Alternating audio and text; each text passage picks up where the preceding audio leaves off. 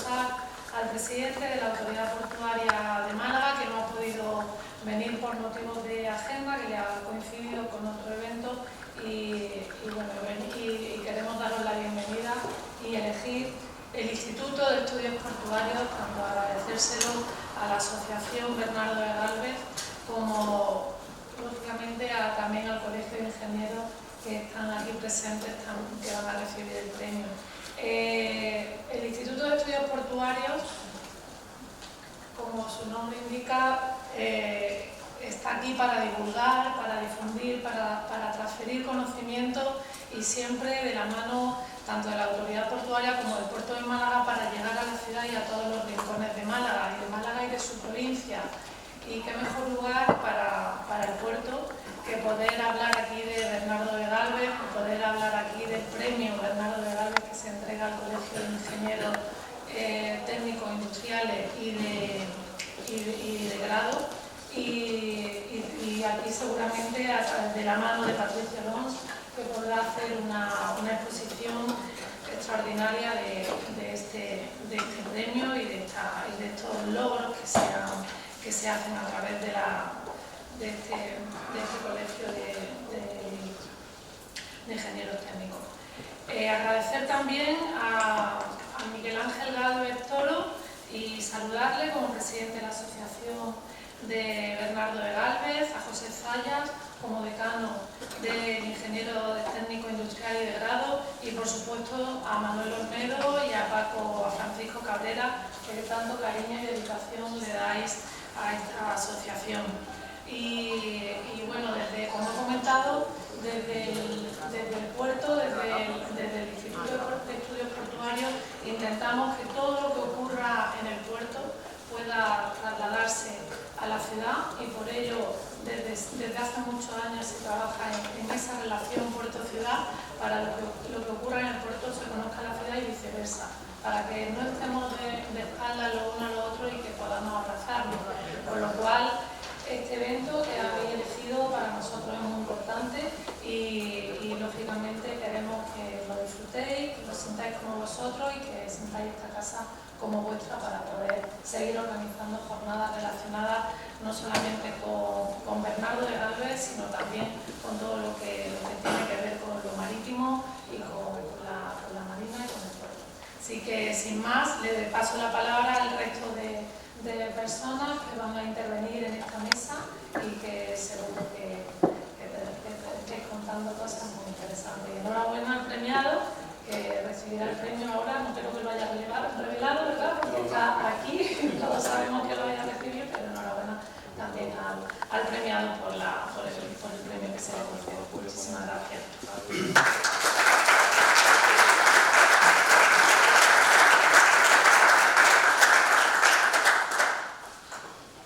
Muy bien, buenas tardes a todos y muchas gracias por vuestra presencia esta tarde aquí en el puerto de Málaga. Pilar, muchísimas gracias por la presencia y nuestra gratitud por la cesión generosa de este lugar para que podamos celebrar este acto.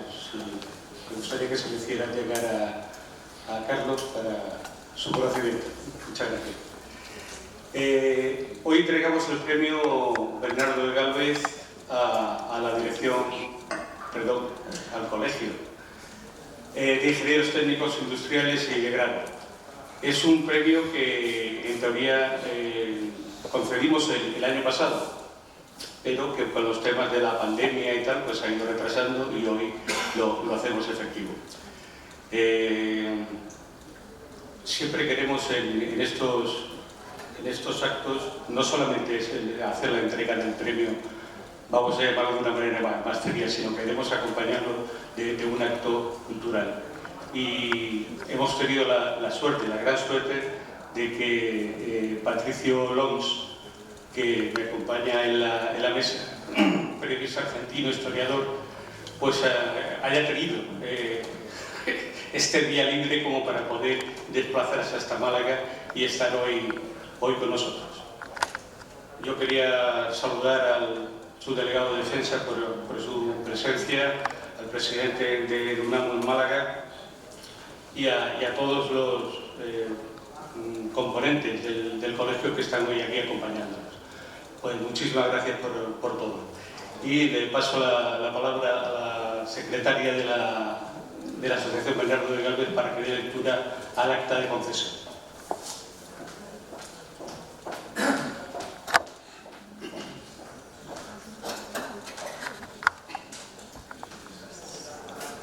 Buenas tardes a todos. Voy a proceder a leer el acta de la Asamblea General Extraordinaria.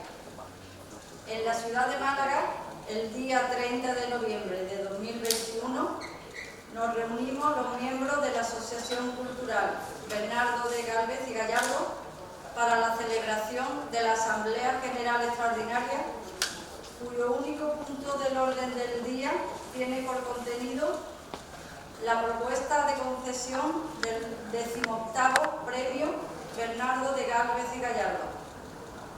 Siendo objetivo esencial de esta asociación rescatar del olvido y divulgar la insigne figura de don Bernardo de Gálvez como personaje fundamental de la historia de España, y siendo indiscutible la dilatada labor de contribución al estudio y difusión de la biografía de don Bernardo de Gálvez, teniendo como principal mérito el haber iniciado la recuperación de nuestro héroe con un buen número de trabajos publicados.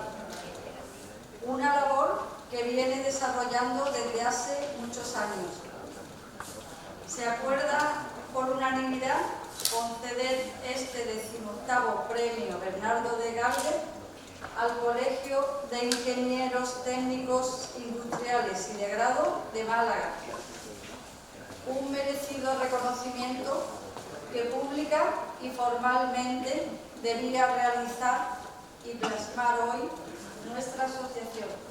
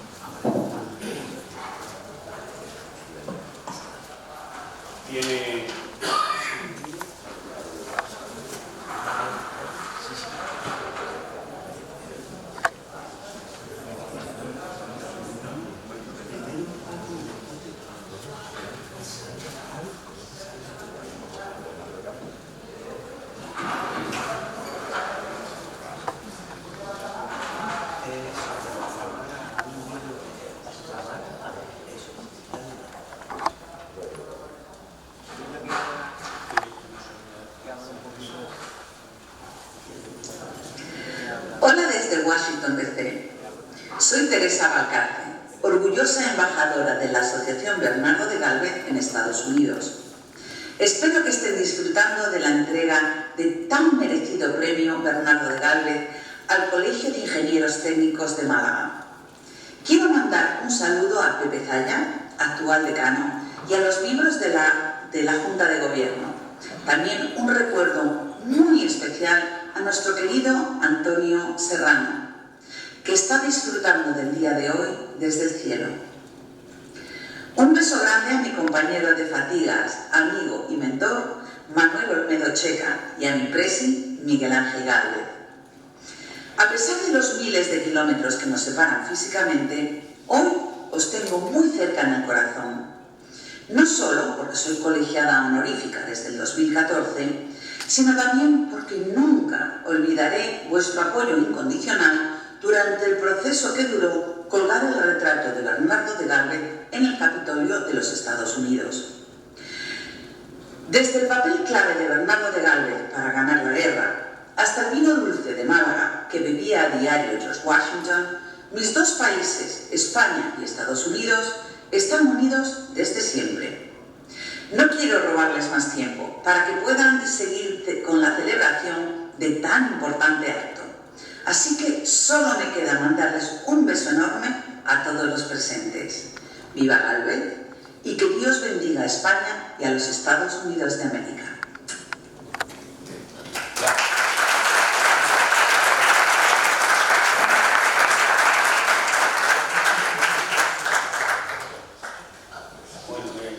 Teresa, como sabéis, es la embajadora de la asociación nuestra en Estados Unidos y fue la gran artífice de poder colgar en el Capitolio el retrato de Bernardo de Gálvez. Es además también premio Bernardo de Gálvez, el segundo premio se lo entregamos a ella, el primero se lo hemos entregado a Su Majestad el Rey Juan Carlos I y luego se lo entregamos a ella. Bien, tiene ahora mismo la palabra don Francisco Cabrera.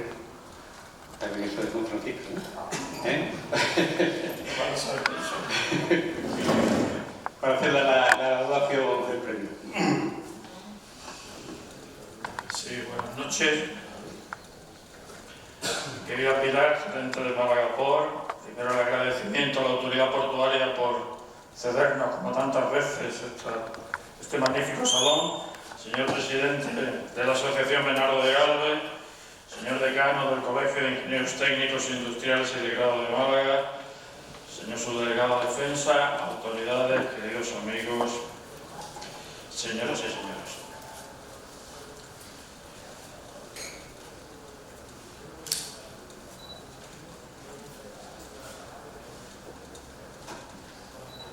Decía mi señor Don Quijote en una de sus delirantes aventuras: gracias doy al cielo por la merced que me hace, pues tan presto me pone delante ocasiones donde yo pueda coger el fruto de mis buenos deseos. También yo, al igual que el ingenioso y famélico hidalgo manchego, agradezco al cielo y a la Asociación Bernardo de Gálvez la merced que me hacen al permitirme ejercitar mis buenos deseos, de explicarles los motivos por los cuales otorgamos un reconocimiento por nosotros tan querido a este no menos querido colegio profesional. Un colegio que desde hoy ya ocupa merecidamente un puesto destacado entre las personalidades a las cuales se les ha otorgado dicho galardón. Su Majestad el Rey Don Felipe VI lo recibió hace ya 7 años, oportunamente entregado por nuestro presidente, el coronel Don Miguel Ángel Gálvez, en un emotivo acto que tuvo lugar en el madrileño Palacio de Oriente. Un premio dicho sea de paso, de tan importante significado para todos nosotros porque recuerda la vida extraordinaria de un personaje, de un español excepcional. Y ya sin más, me permitirán ustedes que les explique con la brevedad que aconseja el protocolo los motivos por los cuales la Asociación Bernardo de Gálvez, Conde de Gálvez, adoptó por unanimidad la entrega de su reconocimiento más preciado a la citada corporación. El Colegio de Ingenieros Técnicos Industriales y de Grado de Málaga siempre ha venido prestando un extraordinario servicio a la sociedad en el campo de sus competencias, cuidando que sus actuaciones profesionales alcanzasen el nivel acorde con la demostrada formación técnica y científica de quienes lo componen. Además, y casi desde sus inicios, todas sus juntas de gobierno se han ocupado y preocupado de transmitir a la sociedad malagueña, a la que en definitiva sirven, su decidida apuesta por la cultura. Es en este sentido en el que en el año 1991 nació bajo su mecenazgo la revista Péndulo, una edición que pretendía aunar y difundir las inquietudes de estos ingenieros y de quienes, sin serlo, mostraban un claro interés por alcanzar y transmitir el conocimiento en el sentido más clásico de la palabra. Surgió así una excelente publicación que, de la mano de un colegio de la solvencia de este, pretendía nada más, y desde luego nada menos, que ser la voz de las ciencias y de las humanidades, contadas por quienes tienen algo que contar, siempre desde la más absoluta solvencia y el más acreditado rigor. La dirección de una revista que es ya un referente en el mundo cultural dentro y fuera de Málaga recae desde el número 7, editado en diciembre de 1995, en su colegiado de honor, Manuel Olmedo Checa. Un querido amigo y notable investigador e ingeniero que, como decimos, ha sabido unir en sus páginas tanto a las ciencias como a las humanidades en la búsqueda de un objetivo común, como lo es la difusión de esa cultura y ese conocimiento a los que antes nos referíamos. Una difusión, por cierto, que además de extenderse por toda España, alcanza ya 14 países, entre los que destacan las colaboraciones de especialistas hispanoamericanos en los más diversos campos. Y esta noche tenemos la inmensa fortuna de contar aquí con un magnífico conferenciante, como tendremos ocasión de comprobar. Y esto, pueden creerme, es muy importante, porque, como decía mi admirado y recordado profesor Boltesbow en una de sus obras magistrales, triste es que el común de la gente sepa tan poca historia, pero todavía resulta más triste que buena parte de la poca que saben sea falsa. A esto se ha dedicado con especial empeño esta revista, al igual que su director, a batallar contra la mentira y el engaño de quienes desde siempre han usado de procedimientos tan falsos como interesados para atacar a nuestro país, celosos de un brillante pasado histórico como el español, sin parangón durante muchos siglos en ninguna de las naciones de nuestro entorno. En este sentido, debemos reconocer que Olmedo impulsó desde el principio de su responsabilidad como director de la revista los temas humanísticos en general y los históricos en particular, dando entrada en Péndulo a cuantas investigaciones se han acercado referidas al inmenso papel que jugaron las generaciones que nos precedieron en la historia de España.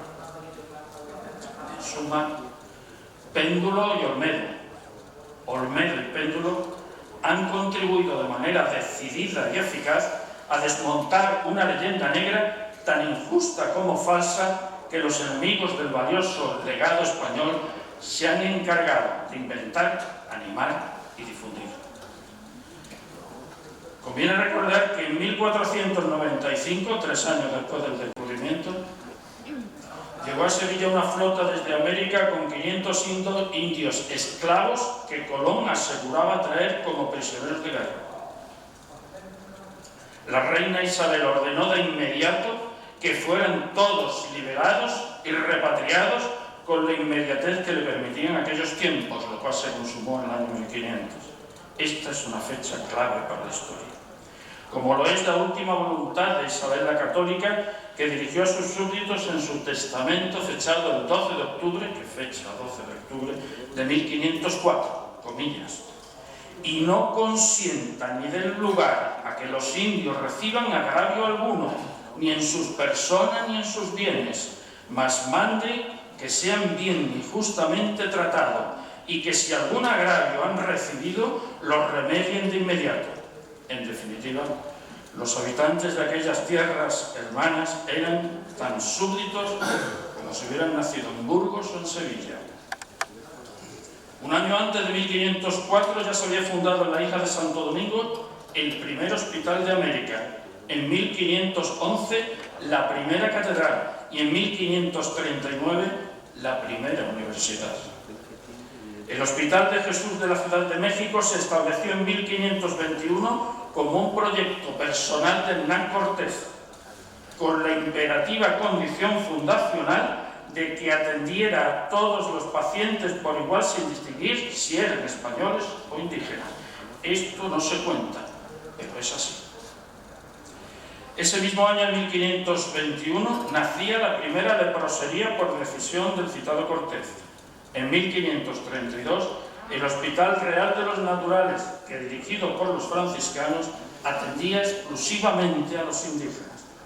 Tan solo 3 años después, en Puebla, nació el de San Juan de Letrán, un hospital destinado solo a mujeres. Y en aquellos años, españolas en América, muy poquitas. En 1553, Carlos I ordenó la creación de la Universidad del Virreinato de Nueva España, etcétera, etcétera, etcétera, sobran los ejemplos. Y así desde siempre. Y entre tanto, conviene recordarlo, sobre todo por las generaciones más jóvenes que tantas cosas inservibles estudian olvidando las esenciales.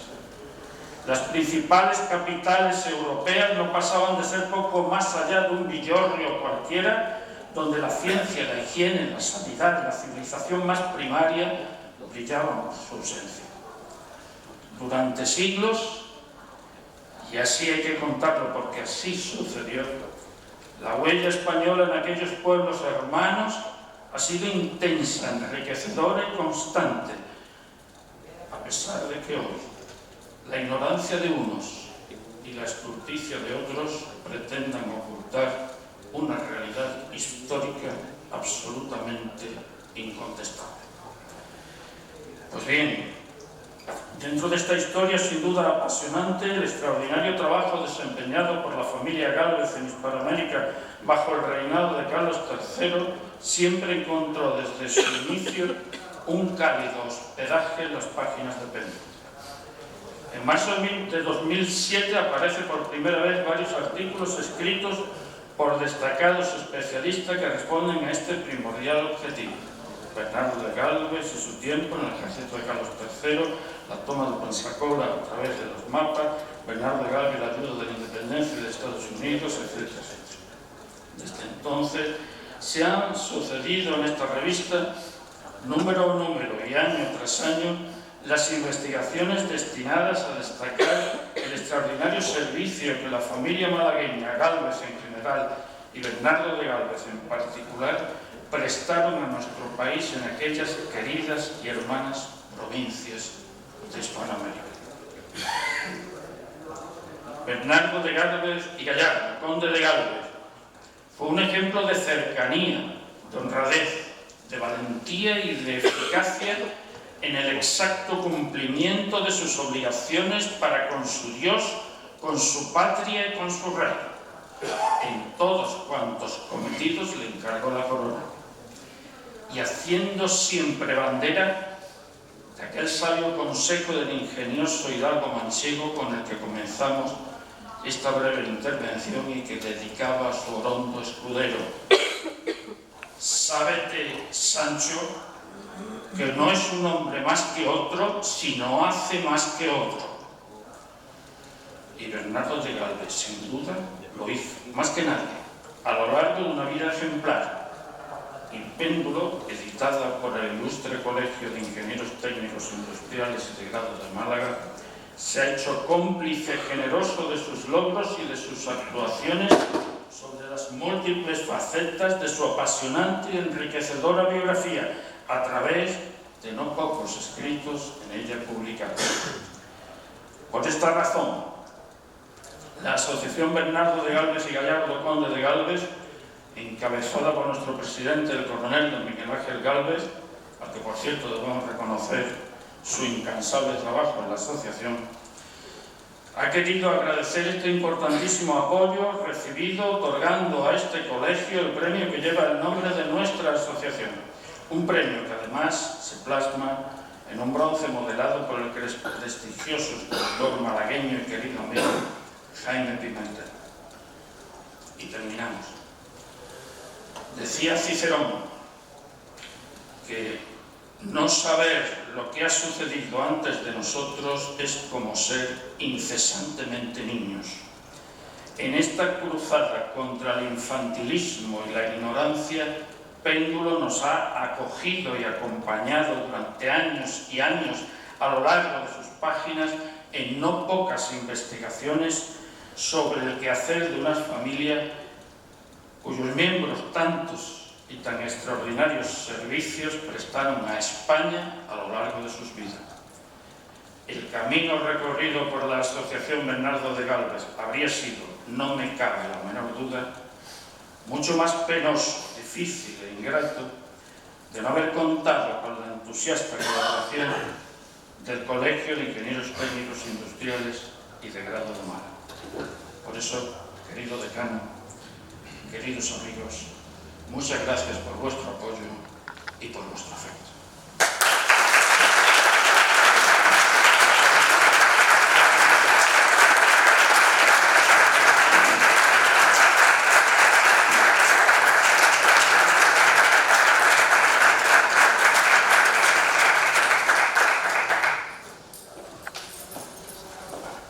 Bien, ahora pasamos a la parte más cultural del acto, que es la conferencia que nos va a impartir.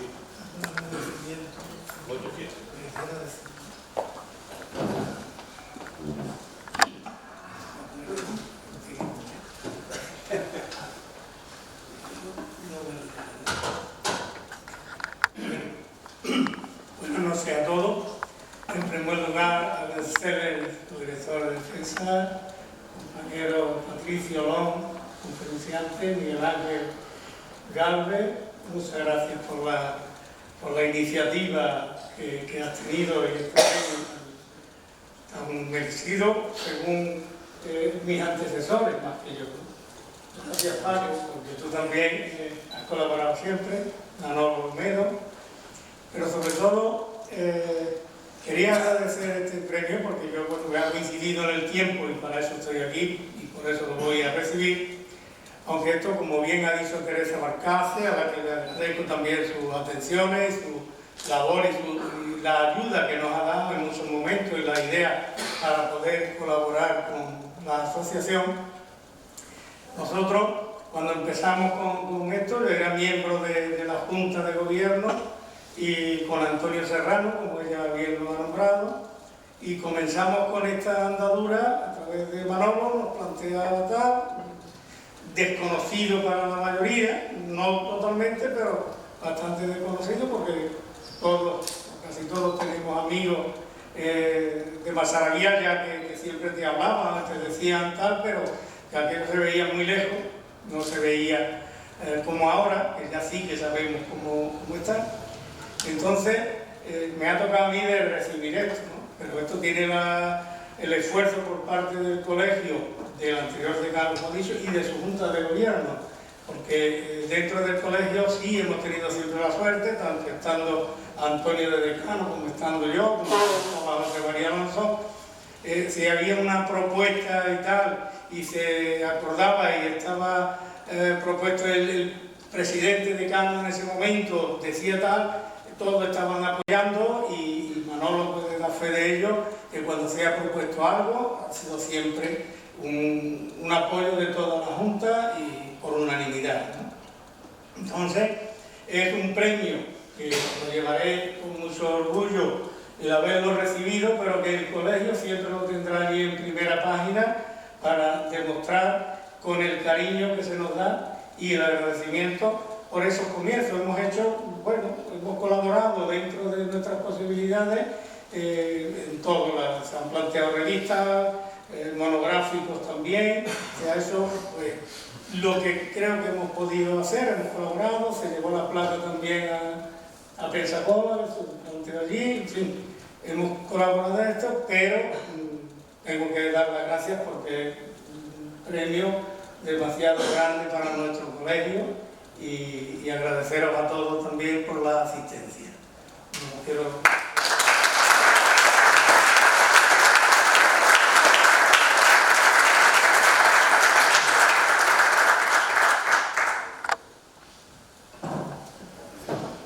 Muy bien, y ahora yo quiero presentarles a Patricio Alonso. Quiero serles sincero, hace un mes yo no conocía a Patricio Alonso.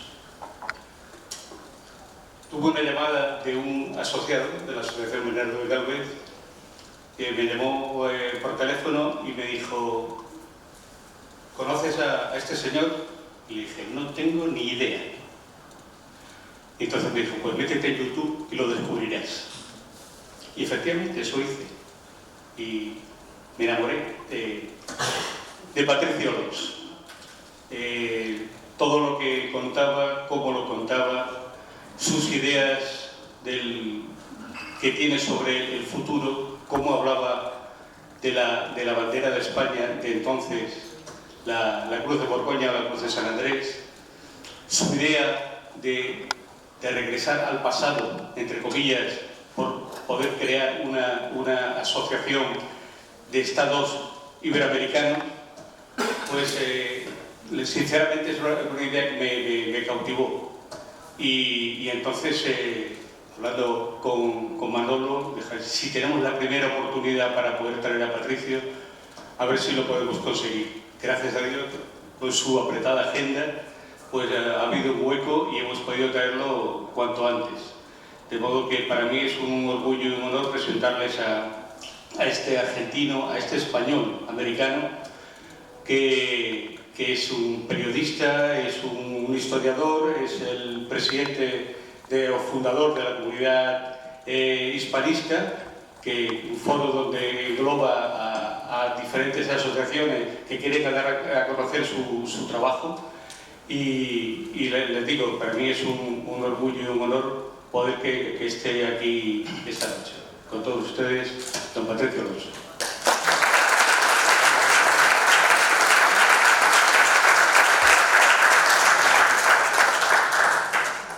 Bueno, muchísimas gracias a todos. ¿Vas a predicar algo? No sé si pasa. No se preocupe que no me haya conocido hace un mes. Hay gente que me conoce hace más tiempo, en realidad hasta me insulta, así que por lo que digo, pero no se preocupe. Eso sí, supongo que ya se suscribió a mi canal. Si no, está perdonado. Quiero agradecer a la Asociación Bernardo de Galvez y Gallardo, Conde de Galvez, que me haya invitado, a Manuel Olmedo y a todas las autoridades, y al Colegio Interior de Málaga. Y además, bueno, la alegría que me han dado y la sorpresa de que está entre los presentes una querida amiga y posiblemente la mejor historiadora de España, María Elvira Rocabalea. Muchísimas gracias y un aplauso para María Elvira, por favor.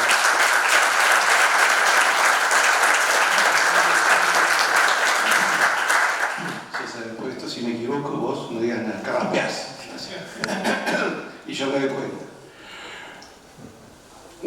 Para mí fue una sorpresa muy grata cuando me dijeron que era la Asociación Bernardo de Galvez, porque hace más de 10 años un historiador argentino, Julio Carlos González, que nos ha honrado con su amistad, publicó un libro, La Involución Hispanoamericana, donde hace referencia a lo que éramos como Imperio Unido, lo hace incluso desde un punto de vista geopolítico y económico, y cómo luego nos convertimos en estados tributarios de los intereses británicos. Y en ese libro, un libro enorme, más de 900 páginas, uno de los primeros nombres que aparece es Bernardo de Galvez. Para nosotros era una sorpresa porque no figuraba el procerato que conocíamos de España. Y Julio Carlos González nos produjo el mismo efecto que parece que produjo yo. Nos enamoramos todos de Bernardo de Galvez y dijimos: este hombre es extraordinario. A punto tal que hoy algunos instructores de la Policía Federal Argentina, cuando tienen algún cadete que se porta mal, la sanción es mandarlo a estudiar la historia de Bernardo de Galvez. excelente terapia porque ha producido un montón de cadetes hispanistas que han descubierto este personaje extraordinario. Entonces, el primer video va como castigo y ya después siguen solos los cadetes leyendo a este personaje que, faltándole medio cuerpo, había derrotado a los ingleses. Y por supuesto que como los argentinos tenemos una especial antipatía con los británicos, leer un héroe que lo derrotó con una diferencia de 10-1, se imagina lo que era. Nosotros teníamos un gran líder, que había sido Santiago Antonio de Liniers y Remón, conde de Buenos Aires, que había derrotado a los ingleses en 1806 y 1807. Y como yo siempre digo, para mí, que yo era muy chiquitito, la imagen cuando tenía 9 años, cuando nos enseñan en el colegio la historia de Santiago de Liniers, para mí Liniers era Batman, había derrotado 2 veces a los ingleses. Además yo vivía en una comunidad muy británica dentro del Gran Buenos Aires, por lo cual me caía muy bien. Y de grande, cuando descubrimos a Bernardo de Galvez, dijimos, bueno, este era el que faltaba de la Liga de la Justicia, ¿no? Este era Superman. Entonces, a partir de lo que hizo el historiador Julio Carlos González, cuyo libro recomiendo muchísimo, creo que sería motivo de orgullo de todo español, yo en algún escrito que hice dije que complementaba muy bien el libro de María Elvira, Imperiofobia y Leyenda Negra, porque era como la otra parte vista desde América, lo cual lo hace muy, muy interesante. Entonces, con Manuel pensamos un título y consensuamos: Presente y futuro de la hispanidad ante un mundo en conflicto. El título suena un poco rimbombante, parece, ¿sabes?, esos elementos del mundo de las finanzas, que uno sabe que va a invertir, pero le pone un nombre importante y la gente lo compra. Así que espero que les agrade. Bueno, el estado actual que vivimos es de globalistas, con su Agenda 2030, que todos sabemos que el fondo es el empobrecimiento de todos. Nos dicen, no tendrás nada, pero serás feliz. Cuando alguien me dice que yo no tendré nada, pero será feliz, tengo la sensación de que se va a quedar con lo mío, ¿no es cierto? Me parece muy claro por dónde viene el mensaje. Pero hay gente que lo compra. Y por otro lado, patriotas defensores de su soberanía. Y yo creo que España siempre fue patriota y antiglobalista. Uno de los primeros globalismos fue el Islam, y durante casi 8 siglos España no cejó en su lucha contra el Islam. Y en realidad, para mí, esa historia fue la primera que viví en España. Recuerdo, yo tenía 6 años, apenas sabía aprender a leer y escribir, y mi padre me regala la historia de Fernando III el Santo. La primera imagen de un rey con ropa medieval y debajo un árabe regándose el alfanje. Y inmediatamente me di cuenta que el que estaba arriba del caballo era mío y el otro no tenía nada que ver conmigo, aunque se imaginan que ese no tenía ni idea de lo que era el Islam. Pero inmediatamente sentí una identificación con Fernando III.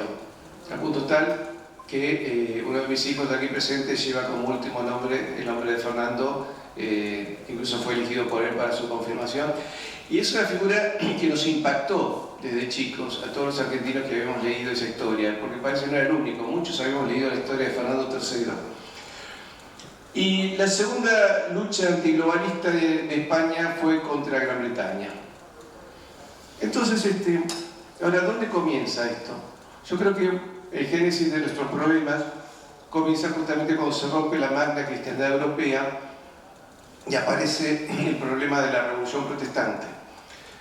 María Elvira lo describió también, pero nosotros en casa era algo que lo veníamos masticando. Como soy un argentino típico, que soy una mezcla, mi familia tiene casi 1000 años de historia, pero entre mis antepasados encontré algún luterano y algunos hugonotes, lo cual me hizo comprender mejor el error y los defectos que produjo y el desastre que produjo el cisma luterano, ¿no es cierto?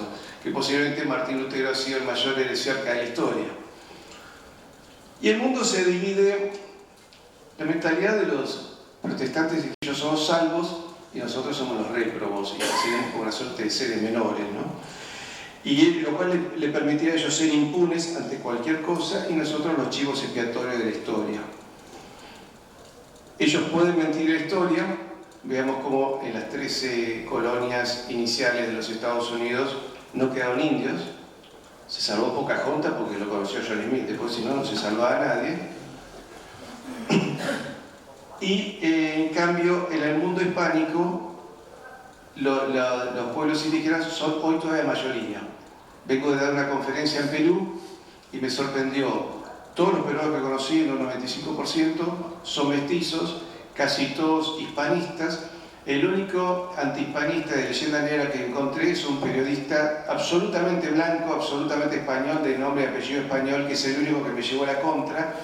Pero el equipo de producción del canal, que era justamente mestizo, me dijeron: mira, lo trajimos a usted porque queremos que hable en defensa de España, porque lamentablemente nuestro conductor es lo contrario.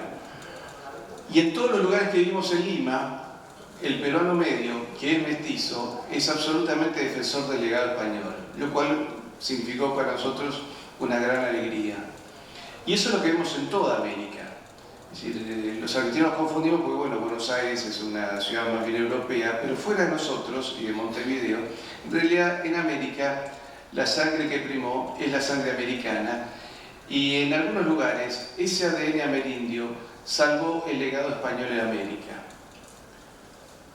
El mundo luterano, además de ser impune, ha creado una suerte de poder secreto, ¿no? Ellos son como un arcano donde son los que manejan la única verdad, lo cual les da derecho a mentir.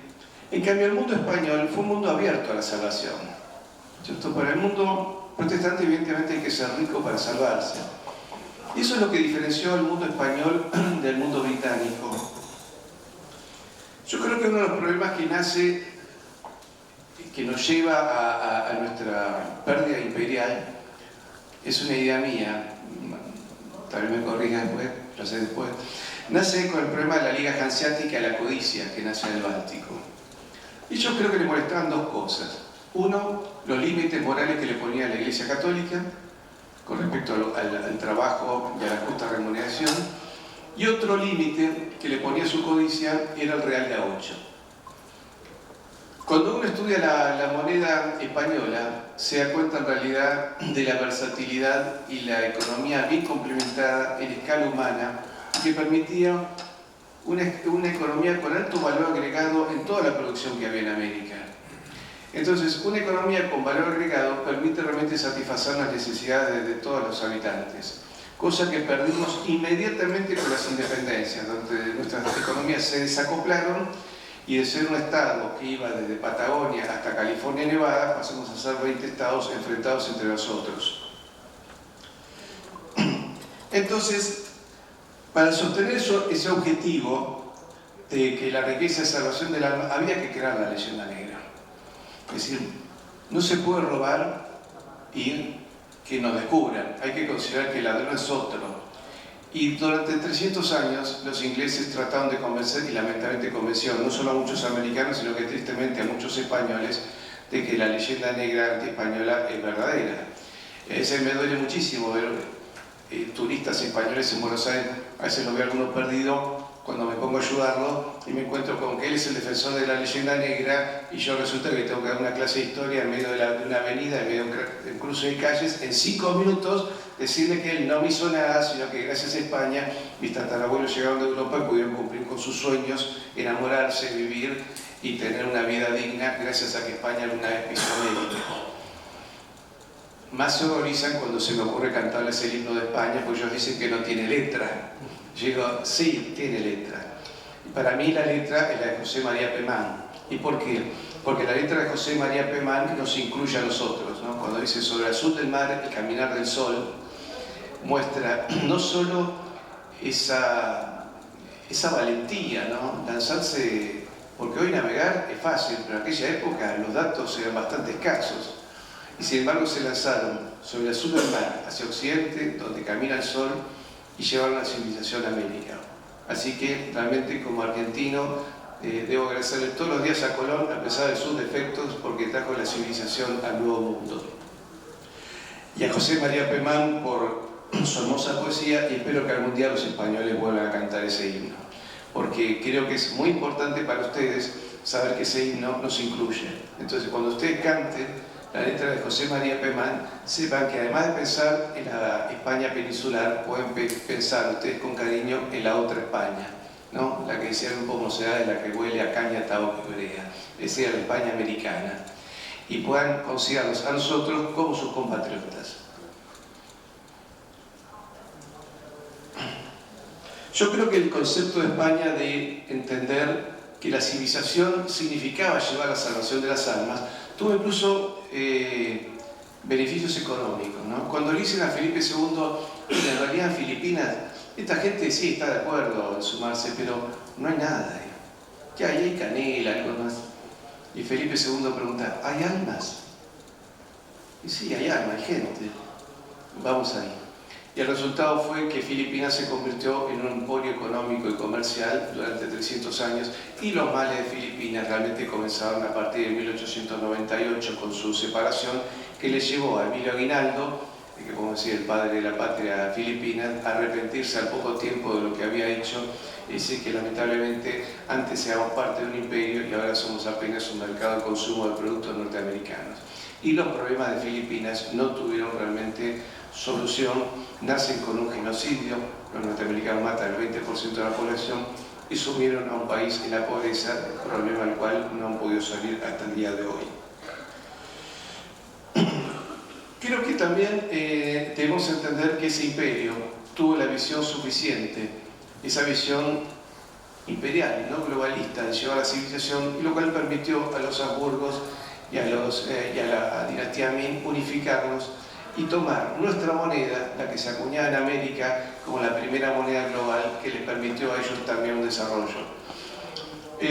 Yo pude descubrir en Argentina, en negocios de anticuarios, que había chinos que venían a comprar antigüedades chinas, y les pregunté alguna vez, ¿pero ustedes por qué compran antigüedades chinas en Argentina? Y dicen, ¿por qué estos productos que ustedes tienen como antigüedades chinas, nuestros antepasados las fabrican para exportación?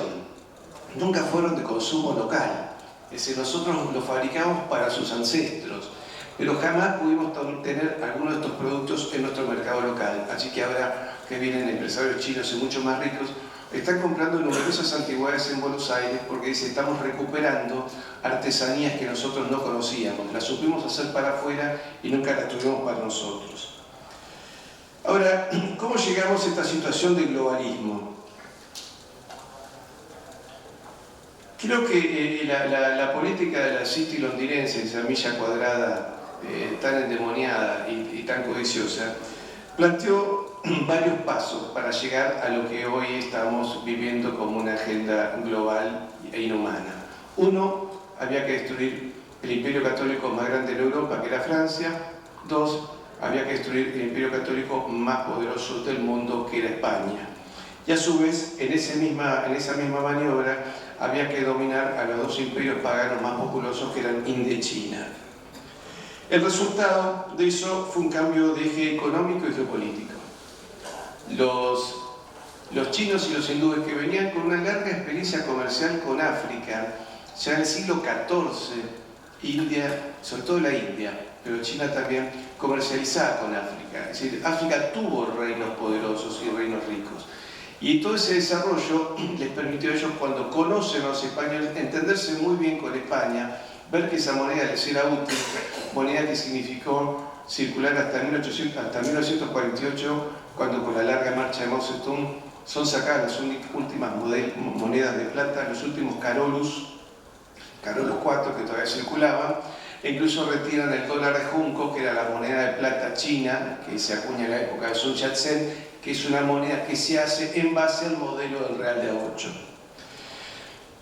Ahora, además en ese eje geopolítico, que le costó bastante, porque incluso estaba ya a punto de caer el Imperio Español, y en 1819, cuando los ingleses le ofrecen al sultán alquilarles una región que hoy es Singapur, y le ofrecen pagar con libras esterlinas, el sultán de tonto no tenía nada, y a mí con papelitos de colores no me vienen, me pagan con 5.000 pesos de plata española.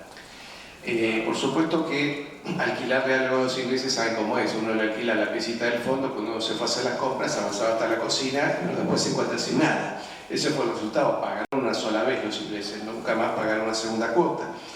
Y sin embargo, vemos cómo, aún cuando ya estábamos en los últimos estertores del imperio, todavía esa moneda servía. Nos llamó hace poco la atención una película que se llama Silverado, donde actúa mi compatriota Viggo Mortensen, que imagina una carrera del mundo árabe, una carrera que parece que nunca existió, está ambientada por el 1860-1880 y le ofrecen un premio en moneda de plata española. Y ya estamos hablando, ya había caído buena parte del imperio, solamente quedan Puerto Rico, Filipinas y Cuba. Sin embargo, vemos que el prestigio de la moneda española siguió, en realidad sigue hasta hoy, porque las dos barras las vemos no solo en el dólar, sino que hasta las vemos en el Bitcoin, ¿cierto?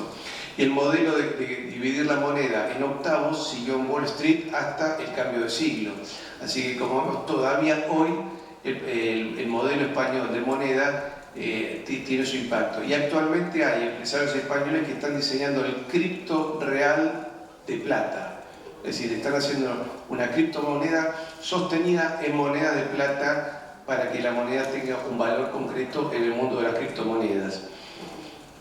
Quiere decir que, evidentemente, el legado económico de España es un legado que parece estar destinado a no morir y, de alguna manera, cuando parecemos que estamos en el final de nuestra civilización, de alguna manera estamos resucitando. La cuestión es que, para cerrar ese cambio de eje económico, en América se produce una fuerte influencia de las logias que cambiaron la educación y empiezan a fomentar la leyenda negra, sobre todo en algunos casos como España, que al poco tiempo de la independencia comienza a fomentarse la leyenda negra y luego ya con los emigrados españoles posteriores a la guerra civil aumenta mucho más. En Argentina nosotros no tuvimos educación de leyenda negra. A mí desde muy chico me enseñaban que yo tenía mi patria Argentina y mi madre patria España. Y la figura madre patria figuraba a lo largo de toda la escuela primaria y en parte de la escuela secundaria. Y de chico me enseñaron que nosotros habíamos peleado, como verán, yo tengo aquí las gloriosas aspas de Borgoña, porque es bandera oficial hoy del ejército argentino. Hay 5 unidades del ejército argentino que todavía desfilan con esta bandera, y el regimiento de infantería Patricios, que se destacó contra los ingleses en 1806-1807 y en la guerra de Malvinas en 1982, todavía hoy desfila con 2 abanderados. Uno que lleva la bandera azul, celeste y blanca con los colores de la Orden de Carlos III, es decir, una bandera borbónica, y el otro abanderado lleva la gloriosa Cruz de San Andrés, porque con esa bandera se peleó en Buenos Aires.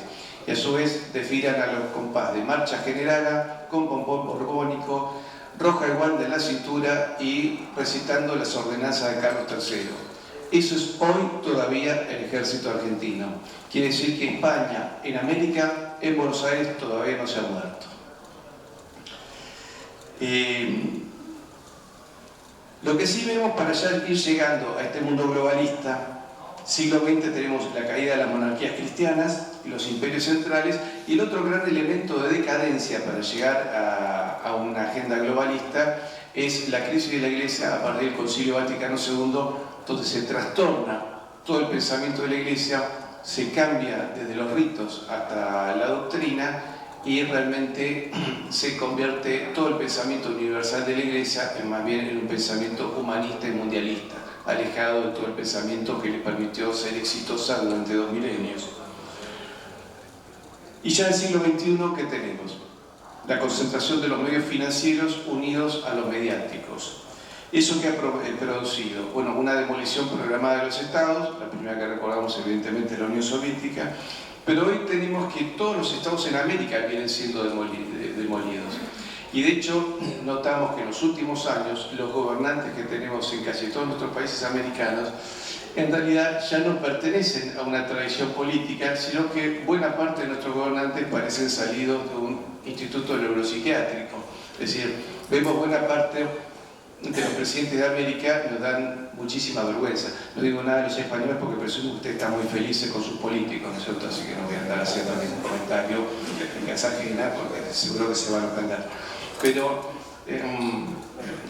realmente tenemos algunos presidentes de América que parecen personas con problemas de software, ¿no es cierto? Están como mal programados. Alguien le sacan la batería, hacen cosas que rayan en lo ridículo.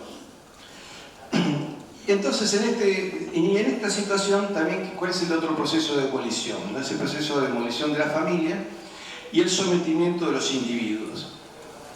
En este proceso de demolición tenemos los nefastos aportes del siglo XX que han sido la Escuela de Frankfurt que de alguna manera ha metido el comunismo en Occidente. El Instituto Tavistock, que fue un gran promotor de la droga y de determinada música y una combinación de estas en la juventud. Y el otro proceso que vemos es lo que se conoce como ventana de Overton, que permite en un proceso de 2 generaciones, por lo menos 40 años, cambiar absolutamente los valores. Hoy nosotros vivimos una legislación y se han aprobado determinadas leyes que cuando éramos chicos nos hubiesen resultado impensables, ni siquiera imaginables. Sin embargo, hoy lo tenemos. Y además con un sistema de leyes que ni siquiera se las puede criticar, así que hoy en España ya no sé qué cosas puedo decir, qué cosas no puedo decir, porque me han advertido, guarda, no digas esto, guarda, no digas aquello, con lo cual se muestra que en Occidente prácticamente vivimos una situación de censura y la libertad de prensa, digamos que está un poquitito opacada. Hoy hemos llegado a un mundo donde yo creo que vivimos un mundo donde la psicopolítica ha logrado invertir la verdad y la mentira, ¿no es cierto? Y es lo que estamos viendo. Y de ahí que nos hemos alejado muchísimo de aquellos valores fundacionales que Isabel y Fernando encarnaron para España y para América. Y cuando digo de nuestros primeros gobernantes, hay historiadores argentinos que cuando hacen la lista de los gobernantes de Argentina, inician con Isabel y Fernando. Luego viene toda la lista de reyes y finalmente los presidentes ya posteriores a la secesión de América. Pero los primeros gobernantes que tuvimos en América fueron Isabel y Fernando.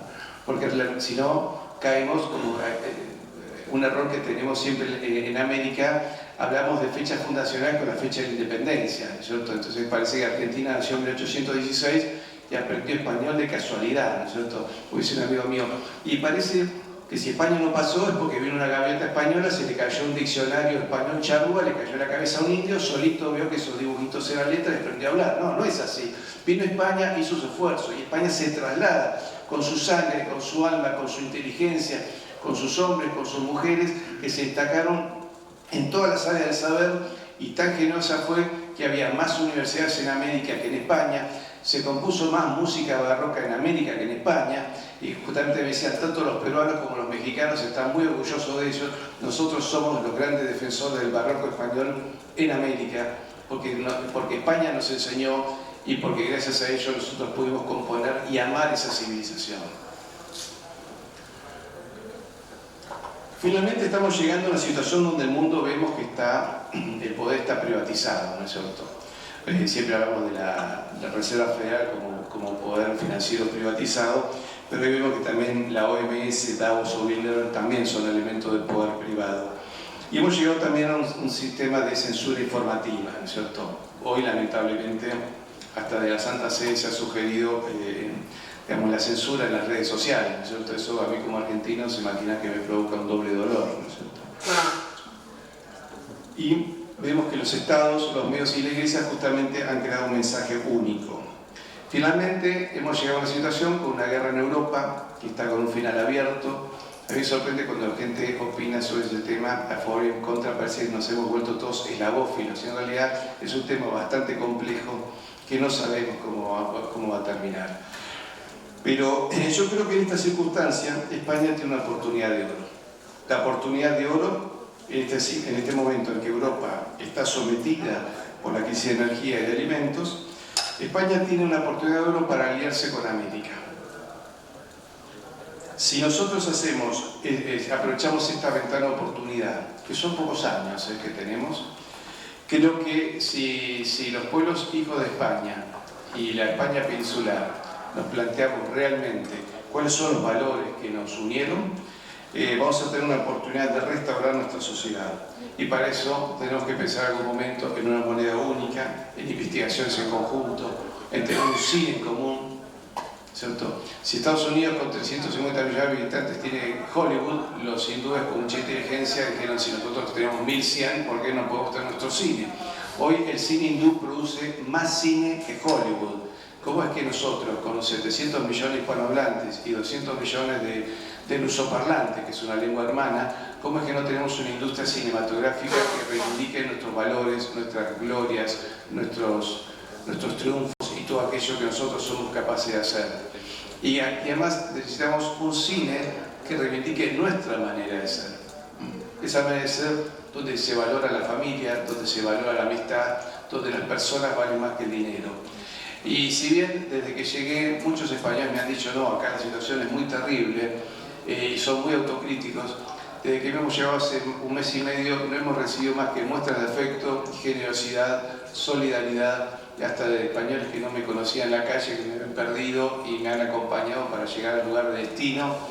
Y en todos los lugares he visto gente amable, generosa, voluntariosa, y me he encontrado con que en realidad detrás de esas grandes murallas que veo en España, en fortificaciones y en edificios antiguos, ese es el reflejo de millones de horas de trabajo, de esfuerzo, de sudor, de ingenio del pueblo español, que supo construir una civilización que para mí nace en el Pilar de Zaragoza, cuando Santiago y María decidieron que esta tierra era una tierra por la que valía luchar.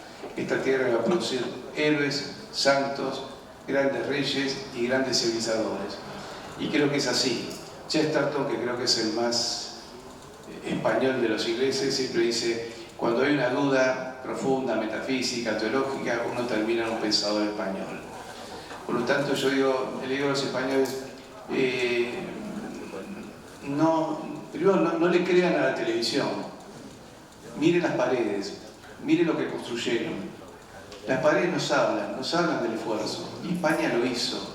España se trasladó con todo su esfuerzo a América, y España fue un ejemplo para nosotros. Por eso, cuando los pueblos de América tuvimos que luchar contra las invasiones inglesas en Buenos Aires, lo hicimos también en 1770, cuando los ingleses invadieron Malvinas, y fuimos, como en aquel momento, virreinato del Perú, con una flota que salió del puerto de Maldonado, antigua provincia de Montevideo, hoy República Oriental del Uruguay.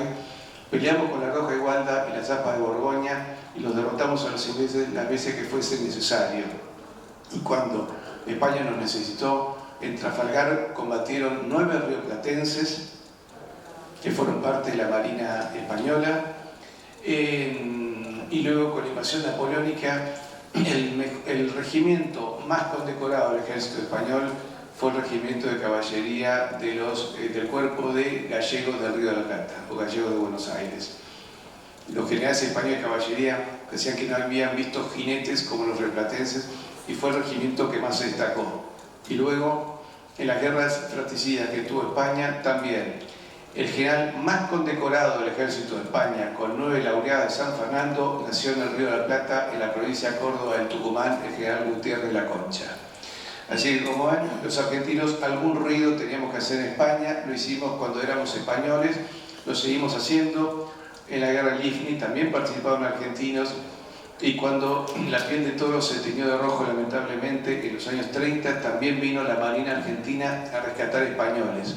Llegaron a los puertos españoles, y a todo aquel que pedía refugio, los buques argentinos cargaron familias sin preguntarles si habían hecho ningún trámite en las embajadas, porque vinieron otros países a ayudar a rescatar gente. Pero siempre preguntaban: ¿usted hizo el trámite en la embajada nuestra, la embajada belga, francesa, norteamericana? Y los españoles decían: pero están a los tiros en Madrid, ¿qué trámite que quiere que haga? La Marina Argentina no hizo eso. Cargó a toda la gente que había que cargar. Los oficiales y los marineros dormían en cubierta para que los camarotes pudiesen dormir las madres con sus hijos, y así se salvaron 1.491 españoles. No sé de qué ideología eran, no sé qué pensaban, simplemente eran españoles necesitados. Y cuando en 1898 se produce la guerra de Cuba, Buenos Aires y Montevideo se hacían colectas porque había que juntar dinero, porque debíamos comprarle un buque a España, queríamos comprar una fragata de guerra, lo veíamos como una obligación. Y así seguimos, porque en 1982, cuando Argentina se vio en la difícil situación de tener que enfrentar el poder británico, 22 españoles que vivían en Buenos Aires, que eran miembros de la Marina Mercante, a los cuales se les dio la posibilidad de bajar de sus buques, se les dijo que no estaban en absoluto obligados, había 23 españoles, se les dijo que no estaban obligados a combatir, y todos dijeron: sí, estamos obligados a combatir por Argentina porque somos españoles. Solamente se logró bajar a uno porque la Marina Argentina descubrió que era único sostén de familia, y que tenía una madre muy grave, y a él fue el único que se dijo: usted no puede subir. Pero si no, también hubiese estado con nosotros. De esos 22 españoles, 2 cayeron en combate. Amén de los cientos de españoles que se presentaron a los consulados argentinos en Madrid y en Barcelona. Así que vaya para todos aquellos españoles que sangraron y murieron junto a nosotros en 1982 mi agradecimiento. Yo espero que esta Agenda 2030 tan nefasta que nos están promoviendo sea derrotada justamente por los valores de la hispanidad. Creo que si nosotros vemos aquellas cosas que nos hicieron grandes como naciones, como pueblos, como civilizaciones, que nos permitió saltar de la tribu a la aldea, de la aldea al reino, del reino al Estado-Nación, vamos a poder crear un futuro de restauración. El mundo no necesita revoluciones, necesita restauraciones. Yo siempre imagino 3 cuevas en España. Una, la cueva Altamira, donde aquel antiguo habitante de esta tierra decidió mostrar que no era un animal, era un hombre con alma, y pudo plasmar en la cueva de Altamira su actividad diaria. A mí me parece un salto extraordinario el que hizo ese hombre. La segunda es Covadonga, donde don Pelayo, a pesar de que el Popa le dijo que se rendiera, dijo no, él tenía muy claro lo que era, e inicia la recuperación y la reconquista de España. Yo creo que estamos viviendo la caverna de Platón, ¿no es cierto? Estamos enseguecidos por luces que nos engañan, que nos muestran una realidad diferente, pero en algún momento yo veo que hay españoles que están saliendo de la caverna, ven la realidad, vuelven y le avisan a sus amigos. Platón dice que cuando volvían y decían la verdad, los demás lo rechazaban. Pero bueno, como los españoles son un pueblo que no se rinden y los argentinos tampoco, seguiremos insistiendo hasta que los españoles descubran cuál es su realidad, cuál es su grandeza, y que vean que en realidad lo que hizo España es una obra única. La historia de España y la historia del mundo. El 60% del globo terráqueo fue descubierto o conquistado por España. El Océano Atlántico y el Océano Pacífico fueron 2 grandes lagos españoles. Cuando vean ustedes un mapa del continente americano, no vean 20 países, vean aquel imperio español que ustedes lograron, que lograron sus mayores. Y a ese ejemplo hay que seguir. Por eso les recuerdo, queridos españoles, queridos compatriotas, que nuestros hombres en la guerra de Malvinas, cuando peleaban, gritaban, cuando nuestros pilotos de combate se lanzaban sobre los buques ingleses, gritaban por la Virgen de Loreto. Y ese es un legado español. Y el teniente Esteves, muerto en combate, le escribió a su padre antes de morir: papá, estoy muy orgulloso de venir a pelear y a recuperar las islas.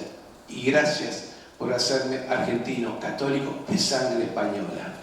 Así que, queridos amigos, si nosotros rescatamos los valores grandes que hicieron España, aquellos valores que se iniciaron con la Reconquista, aquellos valores que también tienen su inicio en el Pilar de Zaragoza, aquellos valores que Isabel y Fernando llevaron la civilización al Nuevo Mundo, si redescubrimos esos valores, tenemos que tener más de un motivo para estar orgullosos. Es mucho más serio, más importante y vale más la pena ser español que ser inglés, ruso o francés. Y si descubrimos todo eso, queridos amigos, tenemos un futuro venturoso, y la hispanidad será el ariete contra el mal y será el sable restaurador de la obra de Dios en el mundo. Muchísimas gracias.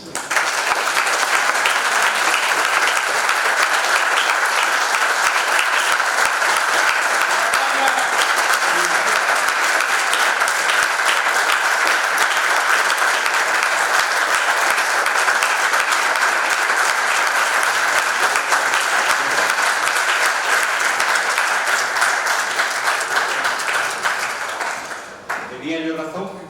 ¿Es para enamorarse o no?